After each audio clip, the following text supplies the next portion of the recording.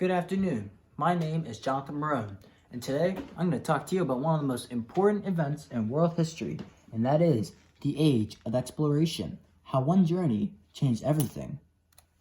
To understand the movement, we must know how it all started. The Age of Exploration began in the early 15th century and lasted through the 17th century.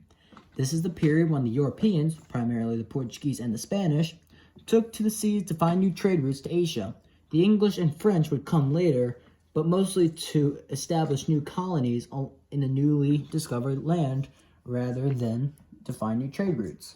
The kings, commoners, and seamen all wanted to find new sea trade routes to travel on rather than land routes due to the increasing dangers of taking land routes.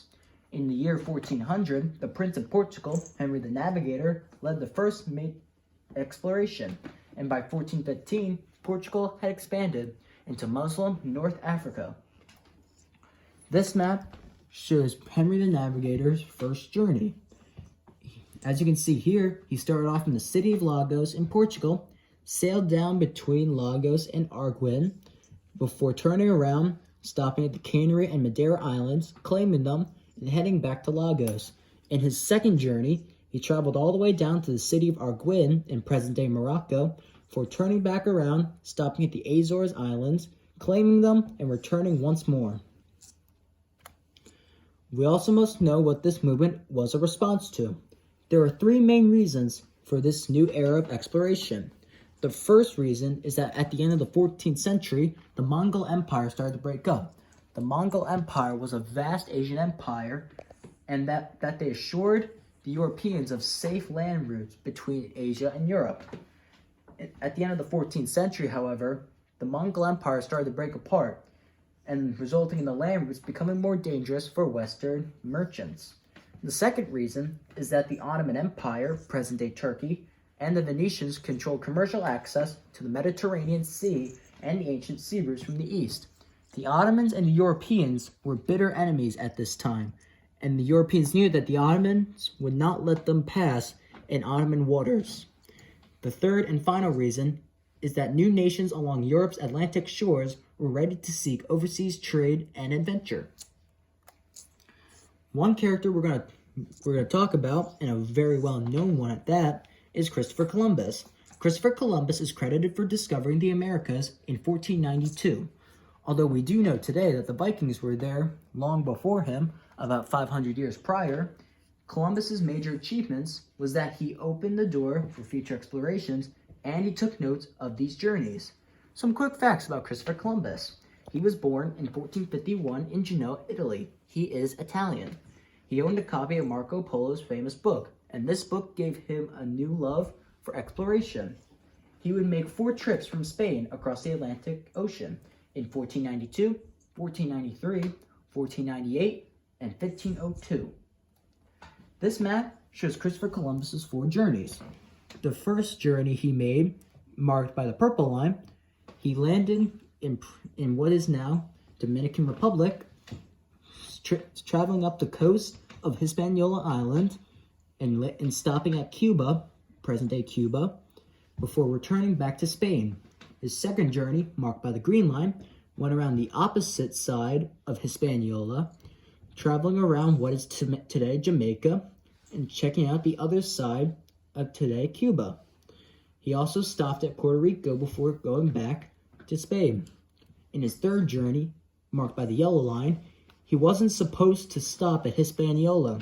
He was allowed to because of his increasing unpopularity from the people. He had to stop there, however, because of an oncoming hurricane traveling up this way. In his fourth and final journey, he skipped all these islands altogether and traveled around the coast of what is today Latin America before returning to Spain one last time. Columbus would die in 1506. Another major character we're going to talk about is Amerigo Vespucci. While Columbus discovered new land, this discovery was an accidental one. Columbus thought he was in Asia when he was actually in the Caribbean.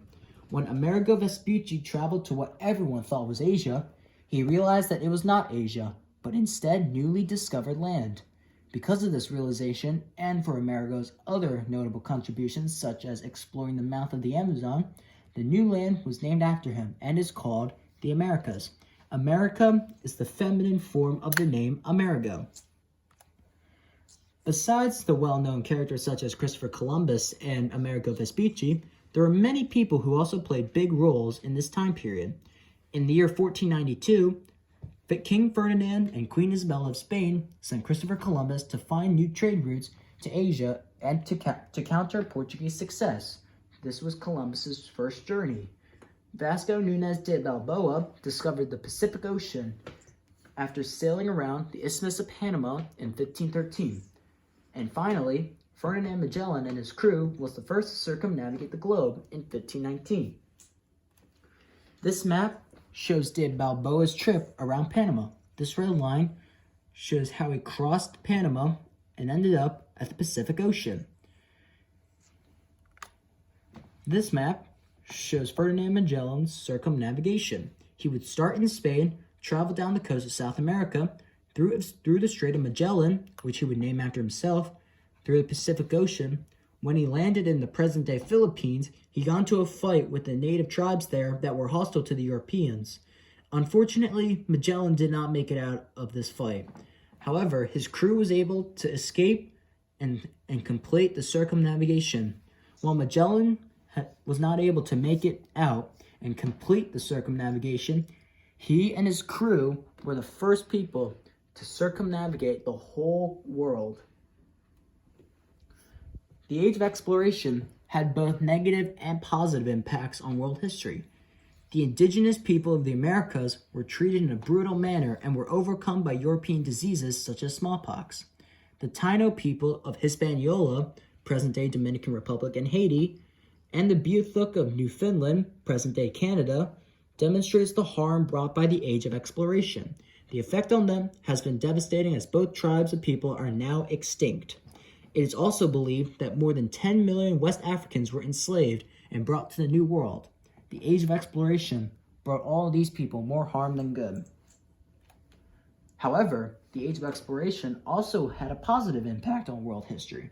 By traveling to different regions of the globe, explorers were able to learn more about Africa and the new continents later called the Americas, and bring this knowledge back to Europe. Our maps became more accurate and people became more aware of the world. It provided opportunities for societies and cultures to interact and brought all parts of the world into contact with each other. This is the reason we see globalized economies today. Thanks to the Age of Exploration, our world is more connected than ever. This map shows the world as we know it today. Thank you for watching and have a great day.